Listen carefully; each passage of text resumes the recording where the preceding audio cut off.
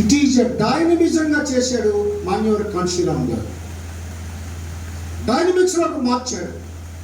అందుకే నేను కాంశీరామ్ గారి మెథడాలజీ అని అన్నాను. మనం ఇంకా స్టాటిక్లో ఉంది అంటే చలన స్థితిలోకి రాలేదు ఆంధ్రప్రదేశ్లో అని నేను అంటాను. ఎందుకు అంటానంటే దానికి కారణాలు నా దగ్గర ఉన్నాయి. 1995లో 94లో కలేకూరి ప్రసాద్ నందిగామ నియోజకవర్గంలో బహుజన్ సమాజ్ పార్టీ కింద కంటెస్ట్ చేస్తే ఎన్ని ఓట్లు వేసామండి? 1498 ఓట్లు వేశారు. ఈ దళిత మేధావులు అక్కడ ఎంతమంది ఉన్నారు నందిగామ నియోజకవర్గంలో? ఏమయ్యారు వీళ్ళంతా? బహుజన మేధావులందరూ ఏమయ్యారు? ఆయన జీవితాంతం బీసీలన్నా బీసీ కౌలన్నా సరే చాలా ప్రేమించి దళితులకు చెప్పేవాడు, అందరము కలిస్తేనే, లేదంటే గడ్డి పోచలాగా ఎగిరిపోతాం, కలిస్తే ఏనుగుల్నే బంధిస్తాం, ఈ తమర నీతిని మనము ఈ తన మదాంధుల తమర నీతిని ఎదుర్కోగలుగుతాం అని చెప్పి బీసీ కవులకు కానీ బీసీ సోదరులకు కానీ చెప్పినటువంటి సందేశం ఇచ్చినటువంటి వ్యక్తి కాళీకూరి ప్రసాద్. అలాగే మారిందనుకుంటున్నారా? నేను 2004లో విజయవాడలో నేను అసిస్టెంట్ కమిషనర్గా పనిచేస్తున్నప్పుడు ఒకే కమ్యూనిటీ ఎమ్మెల్సీకి నామినేషన్లు వేసింది. నేను సామాజికవేత్త, నేను ఖాళీగా కూర్చోను, నేను మిషనరీ మూవ్మెంట్లో ఉంటా.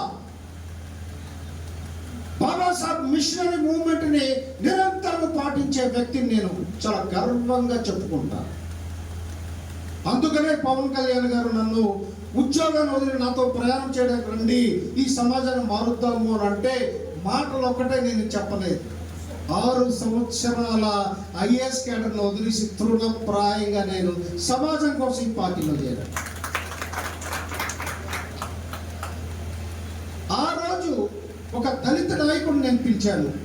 ఏమంటే ఈ దరిద్రము, అందరూ ఒకే సామాజిక వర్గం వల్ల కంటెస్ట్ చేయడానికి దళితుల ఓట్లు ఎన్ని ఉన్నాయంటే, సార్ మందే మెజారిటీ సార్ అన్న, నామినేషన్ వేయండి ఎమ్మెల్సీగా అన్నా. నా భార్య ఫస్ట్ ప్రపోజల్గా సంతకం పెట్టింది. గుంటూరులో వెరిఫికేషన్ కూడా వెళ్తే వాళ్ళు నాకు ఫోన్ చేశారు, ఏమని, మీరు ఉద్యోగం చేసుకోకుండా మీకెందుకండి ఇవన్నీ? అరే నేనేం చేసుకోవాలో నువ్వు అడుగుయా నాకు చెప్పడానికి, నేనేం చేసుకోవాలో నాకు తెలుసు, నేను ఇదే చేస్తాను అన్నా. ఆయన ఎన్నికల్లో నేను 4-5 కార్లు ఇచ్చి ప్రతి దళితుల్ని బహుజనుల్ని టచ్ చేసి తిరిగించే కార్యక్రమం చేస్తే ఆయనకి ఎన్ని ఓట్లు వచ్చాయనంటే సిగ్గు చెప్పడానికి కూడా నాకు సిగ్గేస్తుంది. 1000 ఓట్లు వచ్చాయి. కలేకూరి ప్రసాద్ గారు ఆయన ఆశించిన స్వప్నం ఇది కాదు మిత్రమా, ఇది కాదు మిత్రమా. బాబాసాహెబ్ ఆశించిన సామాజిక పరివర్తనం కోసం ఆయన ఊపిరి పోసుకొని ఆయన అందుకే నన్ను శ్రద్ధాంజలి ఘటించొద్దు, అమరుడిని అయ్యానని అనొద్దని అంటాడు. ఎందుకు అంటే ఆ సిద్ధాంతము, ఆ భావజాలము నిరంతరము ప్రజలలో ఉండాలి అనే భావన. ఈ దిశగా మనందరము ప్రయత్నించాలి.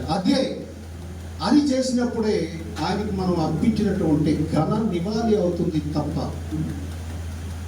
ఇదేమి కాదని నా యొక్క భావన, సీరియస్ భావన.